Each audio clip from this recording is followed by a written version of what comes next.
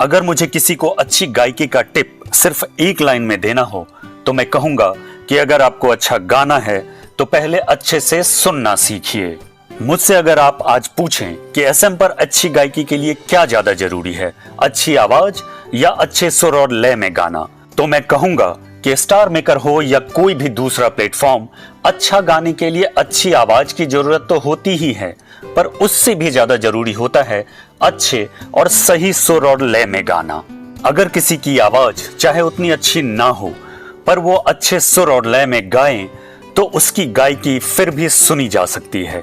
वहीं दूसरी तरफ अगर किसी की आवाज चाहे बहुत अच्छी हो पर वो अगर सही सुर और सही लय में न गाएं तब भी क्या उनकी गायकी सुनी जा सकती है?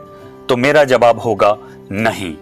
देखिए, हम में से कोई भी शायद अपनी नेचुरल आवाज नहीं बदल सकते, पर हम में से हर कोई थोड़ी सी कोशिश करके, थोड़ा सा प्रैक्टिस करके अच्छे सुर और लय में तो गा ही सकते हैं। और हम में से किसी को भी अच्छा गाना है, अच्छे सुर और लय में गाना है, तो पहले गाने को बहुत अच्छे से सुनना सीखना होगा। शायद आप में से बहुत सारे लोगों को मेरी बात अजीब लगे, क्योंकि गाना तो हम सब सुनते ही हैं। पर दोस्तों, मैं गाना सुनने की बात नहीं कर रहा हूं, मैं गाने को अच्छे से सुनने की बात कर रहा हूं, और दोनों में फर्क है। आइए मैं आपको समझाता हूं। जब हम किसी गाने को अच्छे से नहीं सुनते हैं तो हम उस गाने की बारीकियों पर ध्यान नहीं देते हैं, जैसे गाने का टेम्पो क्या है, गाने का स्केल क्या है, गाने की पिच क्या है, सांस लेने की गुंजाइश कहां कहां है, मुखड़ा किस नोट पर छोड़ा गया है, अंतरा किस नोट से उठाया गया है, वगैरह वगैरह।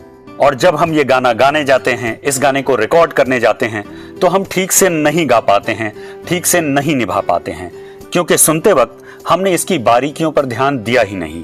और गाना गाने के लिए इन्हीं बारीकियों की सबसे ज्यादा जरूरत पड़ती है। इसलिए ये बहुत जरूरी है कि आप जो भी गाना गाना चाहते हैं, जिस भी गाने को रिकॉर्ड करना चाहते हैं, उसकी बारीकियों को बारीकी से समझें। और ऐसा करने के लिए आपको उस गाने को एक से अधिक बार अच्छे से सुनना पड़ेगा।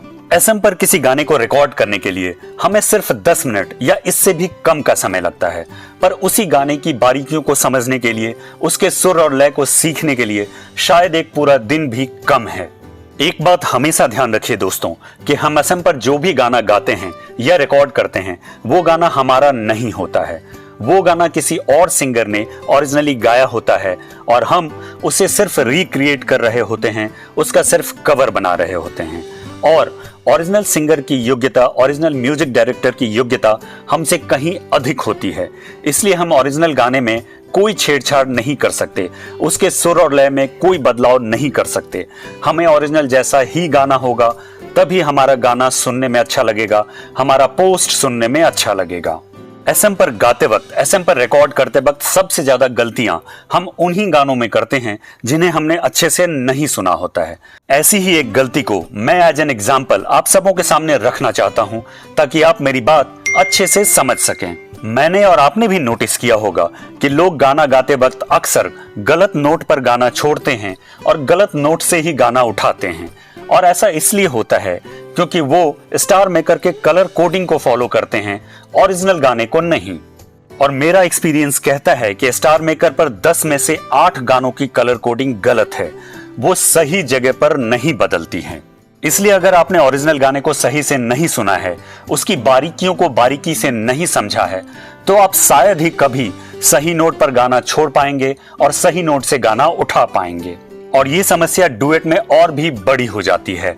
अगर आपने सही नोट पर, सही जगह पर अपनी लाइंस फिनिश नहीं की है, तो आपको ज्वाइन करने वाला कभी भी सही जगह से और सही नोट से अपनी लाइंस नहीं उठा पाएगा और पूरे डुएट की ऐसी तैसी हो जाएगी। मेरी मिनी बालंदी इसको लेकर एक बहुत अच्छा एग्जाम्पल देती है। वो कहती है कि ऐसे डुएट को ज्वाइन करने वाले की हालत ठीक वैसी हो जाती है जैसे कि प्लेटफॉर्म से ट्रेन छूट चुकी हो और आपको दौड़ दौड़ कर ट्रेन पकड़नी पड़े। यहाँ एक बात और मैं कहना चाहूंगा कि स्टार मेकर पर बहुत सारे लोग ऐसे होंगे जो अपनी लाख कोशिश के बावजूद भी ओरिजिनल गाने के हिसाब से सही जगह पर गाना छोड़ और उठा नहीं पाते होंगे। तो ऐसे लोगों को मैं सलाह दूंगा कि वो ऐसे में ट्रैक सिलेक्शन में ज्यादा मेहनत करें। वो सिर्फ उन्हीं ट्रैक्स को लें जहां पे कलर कोडिंग ओरिजिनल गाने के हिसाब से बदलती हो। मैंने अपने पिछले कई वीडियोस में जो मैंने स्टार मेकर पर अच्छे सिंगिंग को लेकर बनाई है, ये बात जोर देकर कही है कि स्टार मेकर पर अच्छा गाने के लिए ट्रैक का सिलेक्शन बहुत इंपॉर्टेंट है। आप चाहें तो इस पर और ज्यादा जानकारी के लिए मेरे पिछले वीडियोस को देख सकते हैं।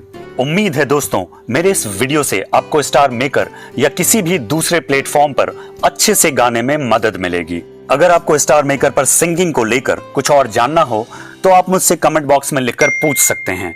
मैं आंसर करने की पूरी कोशिश करूंगा। और हाँ, जाने से पहले लाइक, कमेंट, शेयर और सब्सक्राइब करना मत भूलिएगा।